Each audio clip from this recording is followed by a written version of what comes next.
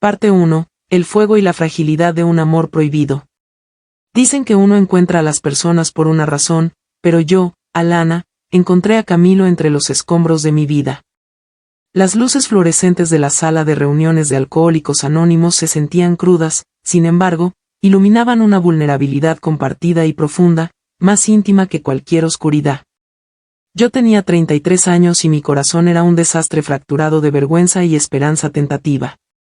Justo 3 meses antes había vuelto a este santuario, mis 5 años de sobriedad ganada a pulso se habían roto en una breve y devastadora recaída. La vergüenza de esos años perdidos, eso era un peso físico que cargaba a diario. Camilo, de 38, llevaba 10 meses sobrio. Estaba sentado al otro lado del círculo, un hombre silencioso con la fuerza de una tormenta. Sus ojos, aunque cansados, tenían una profundidad asombrosa, el tipo de mirada que solo se obtiene de quien ha contemplado de verdad el abismo de la adicción. Llevaba el peso de una vida persiguiendo el olvido, una historia que solo vislumbraba en las cuidadosas líneas alrededor de su boca cuando hablaba. No intentaba ser carismático, irradiaba una fuerza callada que se sentía como un ancla en mi propio caos turbulento. Nuestra conexión no fue sutil, fue una combustión intensa. Saltamos todos los pasos cautelosos y educados de las citas normales. Éramos dos personas que entendían la fragilidad absoluta de la vida, la amenaza constante del colapso. Cuando has sobrevivido a una guerra, no pierdes el tiempo en conversaciones triviales.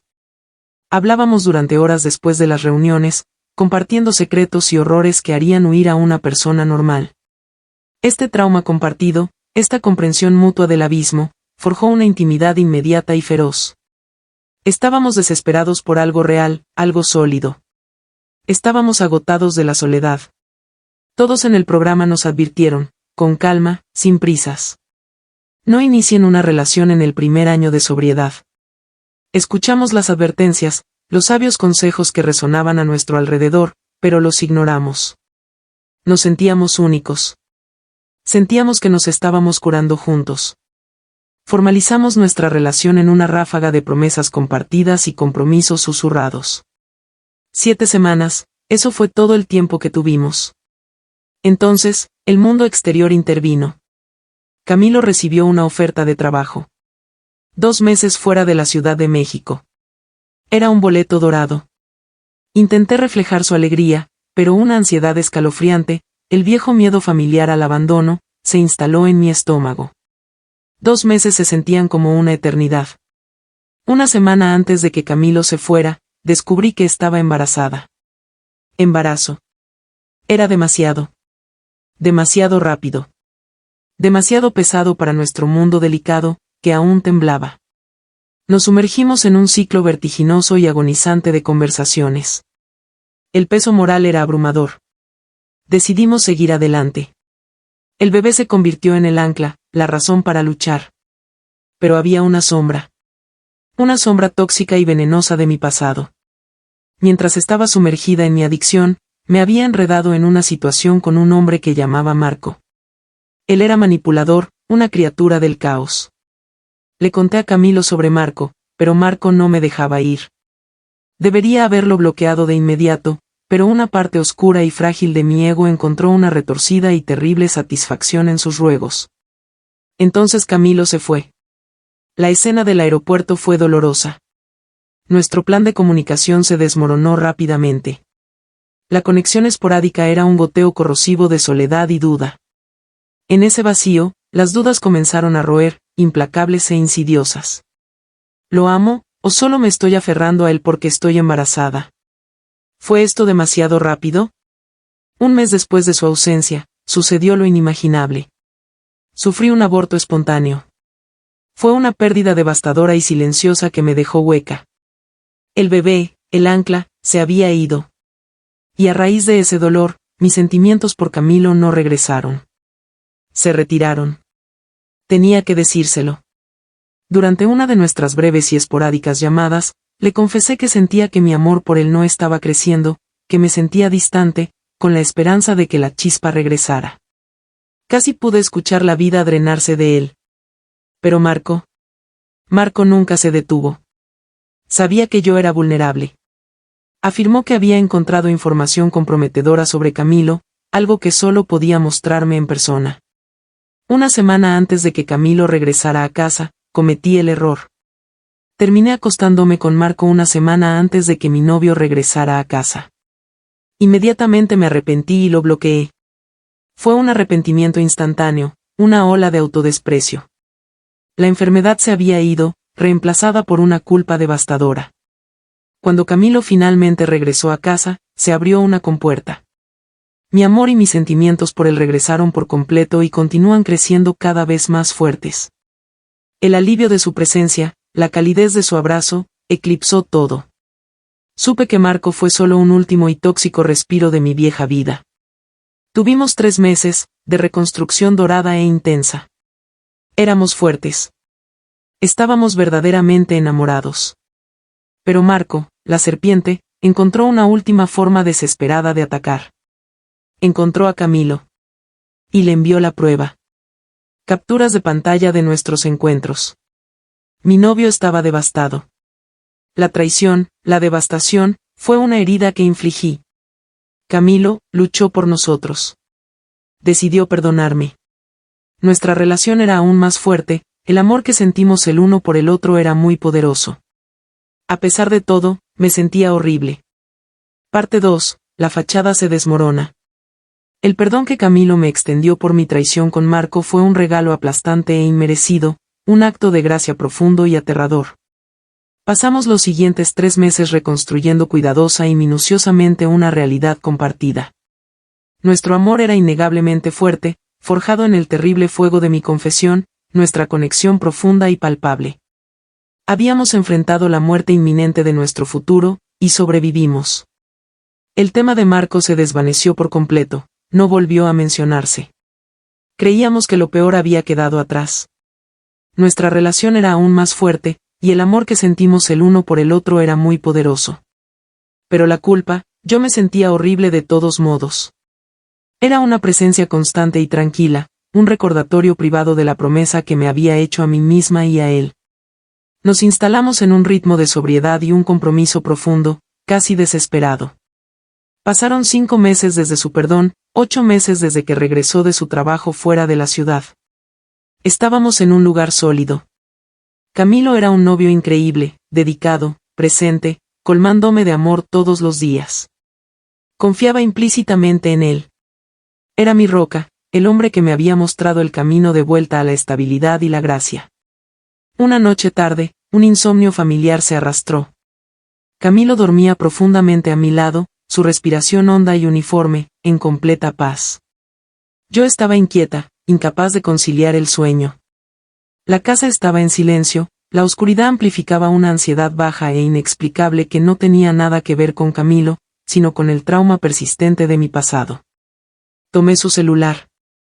Mi motivación inicial fue absurdamente inocente, incluso banal. Me dije a mí misma que tenía curiosidad por saber qué tipo de contenido veía. Era una excusa débil para un acto profundamente intrusivo, pero era la verdad. Esperaba una visión fugaz y tonta. Pero una vez que tuve el dispositivo en mi mano, la compulsión de mirar más a fondo fue abrumadora. La pantalla se encendió, reflejando la luz fría y acusadora en mis propios ojos repentinamente tensos. El teléfono se sentía pesado, cargado de secretos que ni siquiera había admitido conscientemente que estaba buscando. Ignoré el historial del navegador. Decidí indagar aún más. Fui a sus mensajes de texto, y allí estaba ella. Verónica. Reconocí el nombre. La mujer con la que había trabajado mientras estaba fuera de la ciudad, la que le daba aventones al turno nocturno. Yo sabía de esta mujer porque le daba ride al trabajo. Mi evaluación inicial de ella pasó por mi mente, tenía unos 50 años, no era convencionalmente atractiva en absoluto. La había descartado como totalmente segura, de aspecto muy maternal. Debido a ese juicio superficial, no me había preocupado en absoluto. Los mensajes demostraron que mi descarte inicial fue un error catastrófico y fatal. Me desplacé hacia abajo, el aliento atrapado en mi garganta, la sangre drenándose de mi rostro. Los textos eran del periodo posterior a que él había dejado su trabajo, un intercambio final y decisivo. Encontré mensajes de él diciéndole que quería arreglar las cosas conmigo, Alana, y que necesitaban mantener su amistad estrictamente platónica. Le envió un mensaje largo diciéndole que lo que estaban haciendo debía terminar. ¿Lo que estaban haciendo? La frase me golpeó con la fuerza de un impacto físico. La realización repentina y nauseabunda de una vida secreta que había estado llevando, una vida que había ocultado mientras yo estaba de duelo, mientras yo confesaba mis propios pecados. Esta era una confesión envuelta en un frío mensaje de ruptura. Esto no era solo una charla amistosa, era una ruptura explícita de la intimidad. El pánico se enroscó apretado en mi estómago. Su respuesta fue cortante, enojada y profundamente herida. El dolor en sus palabras era palpable, y solidificó mis peores miedos. Y luego, el detalle final, innegable y patético. Se disculpó por enviarle una solicitud de amigo de mimos. Una solicitud de amigo de mimos. Las palabras giraron en mi cabeza, una confirmación ridícula y cruel. Mis manos comenzaron a temblar violentamente. Mi profunda y debilitante culpa por Marco se evaporó instantáneamente, reemplazada por una fría, dura y justa sensación de traición. Estaba terminando algo lo suficientemente serio como para justificar un mensaje formal y desesperado y una disculpa por ese tipo de palabra clave. Había sido íntimo con ella, y lo había ocultado. Lo desperté. La confrontación fue inmediata, brutal y horriblemente simétrica a la escena de 5 meses antes. Le arrojé el teléfono, la pantalla ardiendo en la oscuridad, mi voz temblando con una aterradora mezcla de dolor y rabia. Él estaba en pánico, tartamudeando, su rostro pálido de miedo. Afirmó que lo único que hizo fue enviarle esa solicitud y que se abrazaron un par de veces. Se aferró a la primera mentira, la más fácil. Miré a Camilo, el hombre que me había exigido honestidad total, y me costaba creer que eso fuera todo lo que había pasado. El tono de los mensajes, la ira de Verónica, su necesidad de detener formalmente su relación, todo gritaba una mentira más profunda. El miedo en sus ojos no era solo el miedo a ser descubierto, era el miedo a ser descubierto mintiendo sobre la verdadera extensión de la traición. A la mañana siguiente, la desesperación por la verdad era una enfermedad física. Necesitaba los hechos completos y sin adornos. Encontré a Verónica en Facebook. Mi orgullo se había ido. Le envié un mensaje, explicándole quién era yo, que había encontrado y las mentiras parciales a las que Camilo se aferraba. Solo necesitaba la verdad para sanar, incluso si me destruía. Ella respondió rápidamente. Todavía estaba amargada por su terminación abrupta. No dudó en darme la claridad que buscaba. Compartió que habían tenido relaciones 2 veces. 2 veces. El número se sentía cruelmente insignificante, sin embargo, lo confirmó todo. Destrozó toda su defensa de un par de abrazos. Mi corazón se dolió, no solo por la traición, sino por la aplastante comprensión de que él había ocultado activamente esto durante meses, dejándome llevar todo el peso de nuestra vergüenza y culpa sola. Lo confronté de nuevo esa noche. Ya no había forma de negar la evidencia. Verónica me lo contó todo, dije, las palabras pesadas y planas. Ella dijo que fue sexo. 2 veces. Se rompió. Lo admitió, colapsando en sollozos, disculpándose profusamente. Repitió la excusa débil, diciendo que no quería herirme al decirme que se acostaron. Fue una mentira cobarde, pero había una verdad devastadora debajo. El timón de sus acciones giró el puñal. Confesó que se habían acostado alrededor de la época en que tuve el aborto espontáneo y le dije que mis sentimientos ya no estaban creciendo. Ese fue el punto de fractura. Cuando confesé mi distancia emocional, cuando el ancla del bebé se había ido, él se quebró. Su lógica estaba arraigada en ese miedo primario, temía que mis sentimientos por él no volvieran, pero no quería dejarme ir porque esperaba que lo hicieran cuando regresara. Buscó consuelo y validación en los brazos de Verónica, convencido de que yo ya estaba a medio camino de la puerta. Me sentí herida, por supuesto, y realmente decepcionada de que no pudiera confesarlo cuando descubrió que yo lo había engañado, y que inicialmente mintió cuando encontré los mensajes de texto. Pero luego la simetría me golpeó. Yo cometí el mismo error. Yo había estado allí, impulsada por el mismo miedo y la misma inestabilidad. El único detalle que inclinó la balanza hacia el perdón fue su elección final. Él terminó con ella 3 semanas antes de regresar a casa. Pudo haber seguido acostándose con ella hasta el día que se fue, pero no lo hizo. Cortó lazos, de manera decisiva, demostrando un compromiso con nuestro futuro, incluso si había nacido de un miedo inmenso. Decidí perdonarlo porque cometí el mismo error, y supe en el fondo de mi corazón que nunca volvería a cometer ese error. Su temprana decisión de terminar con Verónica hizo que el camino hacia un perdón mutuo y aterrador fuera claro. Parte 3. El ajuste de cuentas y el camino a seguir. La decisión de perdonar a Camilo no fue un acto heroico individual, sino un lento y agonizante deslizamiento hacia la inevitabilidad, un proceso que requirió que mirara más allá de su error y al espejo de mis propios errores. ¿Cómo podría condenarlo por buscar consuelo en la soledad y el miedo, cuando yo había hecho precisamente lo mismo? Nuestras traiciones eran simétricamente devastadoras, un reflejo imposible y desgarrador. El breve y furioso momento de superioridad moral que sentí, el shock, la rabia, colapsó bajo el peso aplastante de mis propias acciones con Marco. Éramos 2 arquitectos igualmente defectuosos, igualmente rotos, parados en las ruinas de los cimientos que nos habíamos apresurado a colocar solo 7 semanas antes de que él se fuera. La comprensión fue aterradora, pero profundamente íntima. No éramos solo 2 personas tratando de reparar una relación, éramos 2 sobrevivientes del mismo desastre emocional, unidos por la vergüenza mutua. Nuestros pecados, en cierto sentido, se cancelaron entre sí en la terrible matemática del corazón, dejándonos sin superioridad moral, pero con un nivel sin precedentes de verdad compartida y fea.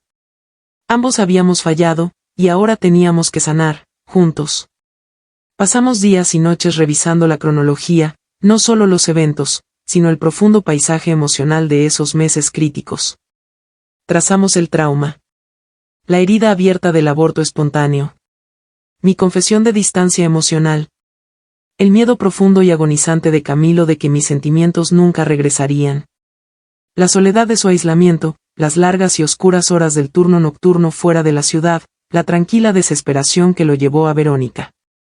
Finalmente entendí el terror que sintió cuando confesé mi distancia. Había invertido todo su futuro, su sobriedad, su frágil esperanza en nosotros, y cuando vacilé, sintió que todo se desmoronaba. Buscó tranquilidad, un ancla temporal, precisamente cuando yo estaba en mi punto más distante. Sentí que el suelo se caía bajo mis pies, Alana, confesó repetidamente, su voz áspera por el dolor persistente. Tú eras todo, mi recuperación, mi estabilidad, el futuro por el que luché. Cuando el bebé se fue y me dijiste que no estaba segura de amarme, estaba a miles de kilómetros de distancia y estaba convencido de que lo estaba perdiendo todo. No quería romper, pero necesitaba sentirme querido. Fue un error, un intento desesperado y cobarde de sobrevivir a ese miedo. Terminé con Verónica porque sabía que te amaba. Sabía que tenía que volver a casa y luchar por nosotros. Su honestidad, finalmente despojada de las mentiras y racionalizaciones iniciales, fue un potente y necesario anodino. Reconocí la persecución desesperada de Consuelo, la automedicación emocional que reflejaba mi propia recaída tóxica y breve con Marco. Yo había buscado drama y validación en mi pasado, él había buscado intimidad y tranquilidad en su profunda soledad. Ambos estábamos persiguiendo el mismo alivio fugaz, aterrorizados por el vacío emocional. La gracia salvadora, el detalle que hizo posible el verdadero perdón, fue su elección de terminar la aventura. Terminó con Verónica 3 semanas antes de volver a casa. Pudo haber mantenido la opción abierta. Pudo haber seguido acostándose con ella hasta el día que se fue. Pero no lo hizo. Tomó la decisión consciente y difícil de cortar el lazo tóxico, demostrando un compromiso con nuestra relación antes de que supiera si mis sentimientos, de hecho, volverían. Esa elección demostró un remordimiento genuino y la intención de reconstruir, algo a lo que me aferré ferozmente. El proceso de sanación esta vez fue completamente diferente. No se trataba de que una persona concediera la gracia a la otra, se trataba de 2 personas perdonándose a sí mismas a través de los ojos del otro. Tuvimos que establecer la honestidad radical como el nuevo e inquebrantable cimiento. Establecimos límites estrictos y, lo más importante, un compromiso con la verdad inmediata y dolorosa, sin importar cuán fea o aterradora se sintiera. Juramos ser el lugar más seguro del otro, la única persona a la que podíamos confesar el miedo y la vulnerabilidad sin que la relación colapsara de inmediato. Aprendimos que la comunicación no se trataba solo de compartir logística, sino de compartir las profundidades de nuestro terror emocional. Pasamos meses en una recuperación minuciosa y agonizante. No nos apresuramos esta vez. Revisamos cada momento de las primeras 7 semanas, cada punto de tensión de la separación, el trauma del aborto espontáneo, los momentos de silencio y las rupturas resultantes en nuestra conexión. Nos dimos cuenta de que nuestra conexión inicial había sido tan intensa en parte porque era un escape del dolor de la adicción. En el momento en que ese enfoque intenso se rompió por la distancia y la pérdida, nuestros mecanismos centrales de afrontamiento insanos, el miedo, el secreto y la búsqueda de validación externa, se reactivaron. Ahora llevamos 14 meses de relación, un tiempo que se siente fugaz y como una vida, medido no en días de paz, sino en crisis superadas. Hemos alcanzado un lugar sorprendentemente sólido. Camilo es un novio increíble, dedicado, presente y me colma de amor todos los días. No es solo una pareja, es una roca, comprometido con su recuperación y con nuestro futuro compartido. Nos hemos convertido en la relación en la que nos apresuramos a convertirnos, una asociación forjada en las llamas de la adicción, la pérdida y la infidelidad mutua. La pura fuerza de nuestro vínculo actual es la prueba de la profunda honestidad a la que nos obligamos. Nuestro amor ya no es la cosa frágil y desesperada que era al principio. Es resiliente, tiene cicatrices e innegablemente real. La cicatriz compartida de la traición mutua no es una debilidad, es un recordatorio constante y tranquilo de nuestra peor capacidad, y una promesa de que nunca más dejaremos que la relación se deteriore hasta ese punto. Debido a que ambos engañamos, tenemos una comprensión brutal e imposible del fracaso del otro. Esto elimina todo juicio y nos obliga a la verdadera vulnerabilidad sostenible. Necesitaba una última afirmación tranquila para mi propia paz mental. Unas semanas después de la segunda confrontación, volví a mirar su teléfono, pero esta vez, lo hice con su pleno conocimiento y consentimiento. No era una búsqueda de traición, era una prueba final de mi propia sanación y confianza. Necesitaba ver que podía mirar y no encontrar nada, y que el acto de mirar no me destrozaría. Y no encontré nada. No había nada más en su teléfono además de los restos de ese único error con Verónica, un capítulo finalmente cerrado. El hombre que engañó por miedo no es el hombre junto al que me despierto hoy. Él está seguro, apoyado y cimentado en una relación que ha sobrevivido a 2 golpes letales. Parte 4. La pregunta del para siempre y el futuro brillante. Los escombros habían sido despejados. El cimiento, 2 veces roto y reconstruido, ahora se sentía sólido, reforzado no por una esperanza ciega, sino por la verdad compartida, agonizante y simétrica. Habíamos logrado una estabilidad nacida no de la paz, sino del combate compartido. Sin embargo, la pregunta esencial y aterradora persistía en los rincones tranquilos de mi mente, la pregunta sobre la que me gustaría escuchar una opinión: ¿puede él hacer esto de nuevo?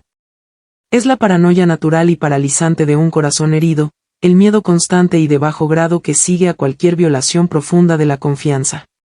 Cuando mis amigos preguntaban, ¿de verdad deberías quedarte con él?, me di cuenta de que su juicio se basaba en una traición unilateral y clara. Pero nuestra historia desafía ese simple moralismo. Éramos una pareja que había cometido infidelidad mutua, impulsada por las mismas ansiedades centrales y profundamente arraigadas en la adicción, la distancia y la pérdida. Cuando miro a Camilo hoy, no veo al hombre que mintió sobre Verónica. Veo al hombre que se despierta todos los días y elige activamente la sobriedad, elige el compromiso y elige el camino difícil e incómodo de la honestidad radical. El Camilo que engañó estaba operando bajo un miedo profundo y crudo, el miedo de que su futuro se estuviera desmoronando, el trauma del aborto espontáneo, el inmenso aislamiento emocional de su trabajo. Era un hombre que volvía a viejos patrones tóxicos bajo una tensión extrema. El Camilo de hoy es fundamentalmente diferente. Está seguro, apoyado y cimentado en una relación que lo ha obligado a confrontar sus vulnerabilidades más profundas. Es un novio tan increíble y es tan dedicado y me colma de amor todos los días. Tampoco había nada más en su teléfono además de esa única mujer, ni otros secretos, ni otras sombras. Ese error singular y contenido, cometido bajo circunstancias singulares y extremas, es a lo que me aferro. Nuestro pasado ya no es un arma secreta que podríamos usar el uno contra el otro, es una cicatriz compartida e íntima. Es un recordatorio constante y silencioso de lo rápido que podemos caer ambos cuando dejamos que el miedo y la soledad dicten nuestras acciones. Debido a que ambos engañamos, tenemos una comprensión brutal e imposible del fracaso del otro. Esta aterradora simetría es el tipo de gracia más extraño. Elimina todo posible terreno moral elevado, obligándonos a pararnos en pie de igualdad total, igualmente responsables de la volatilidad de nuestros comienzos. Aprendimos que lo opuesto a la adicción no es solo la sobriedad, es la conexión, y ambos habíamos arriesgado esa conexión por miedo. Yo creo en él. Más importante aún, creo en nosotros. El drama de Marco, mi propio fracaso catastrófico, solidificó mi compromiso con la sobriedad y mi amor intenso y feroz por Camilo. Fue el último respiro tóxico de mi vieja vida. El descubrimiento del incidente de Verónica solidificó nuestro compromiso con la honestidad radical y nuestra comprensión de los desencadenantes emocionales específicos del otro. No nos rompimos por completo, sellamos las grietas con un vínculo más fuerte y resistente, uno que finalmente se basaba en la verdad sin adornos. También hizo que fuera fácil perdonar porque él terminó con ella semanas antes de que incluso planeara regresar a casa, cuando pudo haber seguido acostándose con ella hasta el día que se fue. Esa elección proactiva dice mucho sobre su intención de regresar y comprometerse. Ahora estamos planeando activamente nuestro futuro. No un futuro apresurado y aterrorizado basado en la desesperación, sino uno deliberado y de construcción lenta. Hablamos de encontrar un nuevo lugar juntos, de la tranquila alegría de las rutinas vespertinas compartidas, de la aburrida y hermosa monotonía que viene con la estabilidad verdadera y ganada con esfuerzo. Él me sonríe al otro lado de la mesa, y en sus ojos, ya no veo al hombre que mintió. Veo al hombre que luchó por mi perdón, que confesó su fracaso y que ha trabajado incansablemente todos los días desde entonces para ser digno de la gracia que le extendí. Y en mi corazón, sé que él ve el mismo compromiso y dedicación en mí. El viaje desde la desesperación de la sala de reuniones de Alcohólicos Anónimos hasta este amor tranquilo y poderoso ha sido una serie aterradora de explosiones, casi accidentes y cirugía emocional profunda. Enfrentamos las peores partes absolutas de nosotros mismos, nuestra capacidad para el miedo, el engaño y el fracaso final, y encontramos que debajo del trauma y la adicción persistente, había un núcleo de decencia y un amor genuino y poderoso por el que valía la pena luchar. Somos dos personas que se equivocaron espectacularmente al principio, que cometieron los errores definitivos, pero que eligieron, fundamentalmente, ser mejores. Elegimos el perdón. Elegimos el fuego. Y nos elegimos el uno al otro. Y esa elección diaria y consciente, de elegir la verdad sobre la comodidad, el compromiso sobre la conveniencia y el perdón sobre el resentimiento, esa es la verdadera base de nuestro para siempre, ganada con esfuerzo. Estábamos equivocados al principio, sí, pero ahora estamos profunda y profundamente bien. Tomamos el camino más largo y difícil, pero finalmente llegamos a casa.